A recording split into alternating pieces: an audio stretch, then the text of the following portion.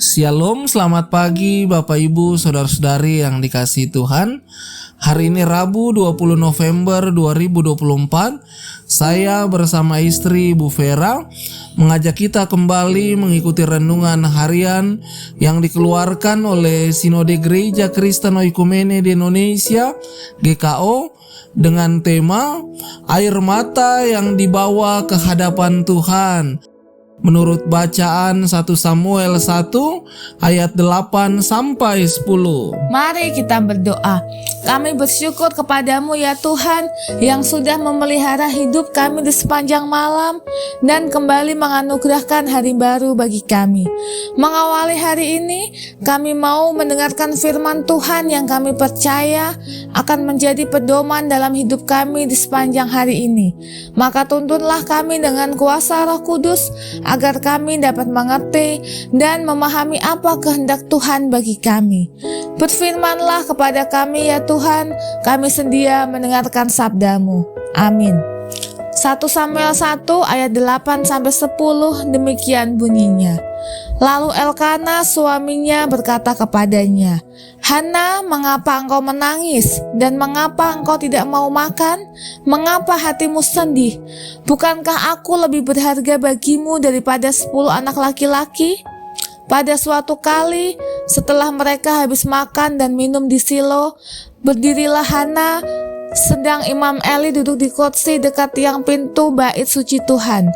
Dan dengan hati pedih ia berdoa kepada Tuhan sambil menangis terseduh-seduh. Melalui ayat firman Tuhan tersebut, kita menemukan satu pertanyaan penting. Apa yang dilakukan Hana ketika dia mengalami pergumulan yang berat? Hana melakukan satu hal, mungkin satu-satunya yang dapat ia lakukan, tetapi satu hal yang amat penting dan menentukan. Apa itu? Ayat 10 mengatakan, dan dengan hati pedih ia berdoa kepada Tuhan sambil menangis terseduh-seduh. Ia berdoa dan mencurahkan isi hatinya di hadapan Tuhan. Bapak Ibu, Saudara-saudari yang dikasihi Tuhan, penulis Kristen Amerika Edith Dunn dalam bukunya All the Women of the Bible, semua wanita dari Alkitab, menjuluki Hana sebagai the prayerful mother atau ibu yang penuh dengan doa. Edith Dunn mengatakan bahwa Hana mempersonifikasikan dirinya sebagai seorang ibu yang ideal. Karena itu, kalau kita mau menjadi ibu yang ideal, belajarlah pada Hana. Tetapi bukan hanya ibu-ibu, juga bapak-bapak dan semua kita dapat belajar banyak sekali dari Hana menjadi pribadi yang penuh dengan doa. Di dalam Perjanjian Lama, ada beberapa tokoh besar wanita yang bersusah hati oleh karena belum dikaruniai anak. Tetapi di antara para wanita itu cuma satu, yaitu Hana, yang menanggung kesusahannya itu dengan banyak berdoa.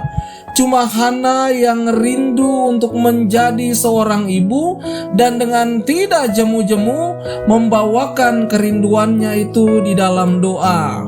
Karena itu, tepat sekali ketika Edith Dunn menyebut Hana sebagai ibu yang penuh dengan doa. Sebab apa? Sebab situasi di sekitar Hana pada waktu itu bukanlah situasi yang mendorong orang untuk berdoa. Umat Kristen waktu itu sudah semakin tidak religius. Moral mereka semakin bobrok, yang dikejar cuma materi dan kenikmatan.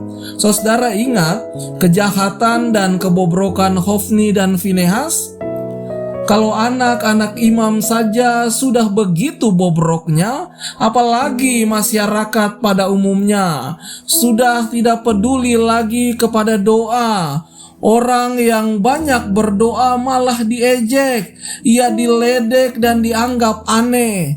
Karena bagi mereka, orang yang banyak berdoa adalah orang yang kurang percaya kalau Tuhan itu dekat.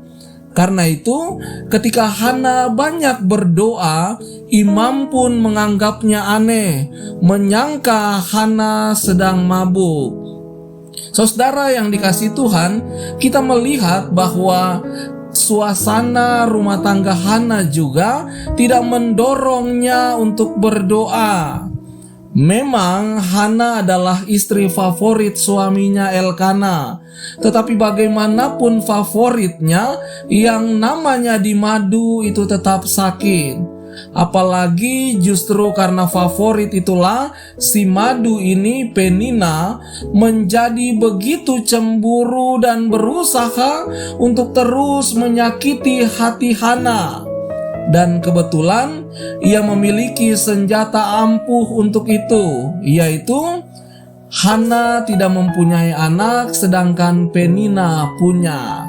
Saudara, kita lihat bahwa dalam ayat 7 mengatakan, demikianlah terjadi dari tahun ke tahun. Dari tahun ke tahun Hana menderita, dari tahun ke tahun ia dihina. Saudara, bagaimana kalau kita menjadi Hana? Saya kira banyak dari antara kita semua yang akan mengambil tindakan. Buat apa menunggu dari tahun ke tahun? Kita akan bertindak. Dia yang pergi atau saya yang pergi? Mungkin itu yang akan kita katakan, tetapi yang pasti kita akan bertindak dan tidak mungkin menunggu dari tahun ke tahun. Kira-kira begitu. Saudara, kalau di hati ini penuh dengan geram dan dendam, bagaimana mungkin lagi kita bisa berdoa? Tetapi inilah yang hebat dari Hana. Ia tentu sedih luar biasa.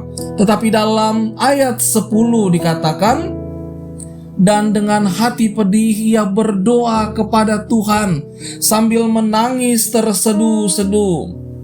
Saudara yang dikasihi Tuhan, Hana melakukan satu hal, mungkin satu-satunya yang dapat ia lakukan.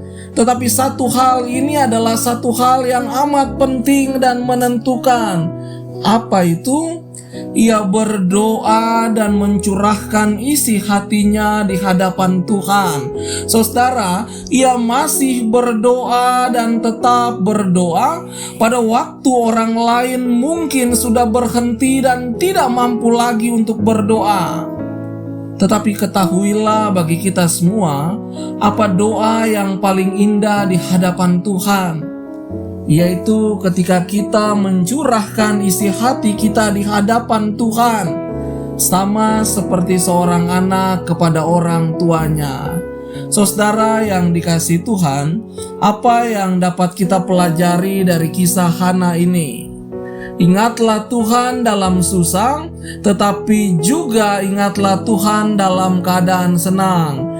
Tidak menjadi putus asa dalam penderitaan, tetapi juga tidak menjadi lupa daratan dalam keberhasilan. Tetaplah rendah hati, ingatlah Tuhan dan tetaplah berdoa. Bangunlah kehidupan doamu dengan baik, sebab hanya orang-orang yang mau berdoa yang akan mendapatkan kekuatan dan pertolongan dari Tuhan. Amin. Mari kita berdoa.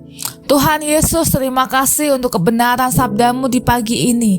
Kiranya lewat setiap tantangan dan pergumulan yang hadir dalam hidup ini, membuat kami untuk semakin bersandar dan berharap kepada Tuhan. Dalam nama Tuhan Yesus Sang Nafas Hidup, kami berdoa. Amin. Selamat pagi, selamat menjalankan aktivitas. Salam satu hati dari kami GKO Keroncong Permai. Shalom.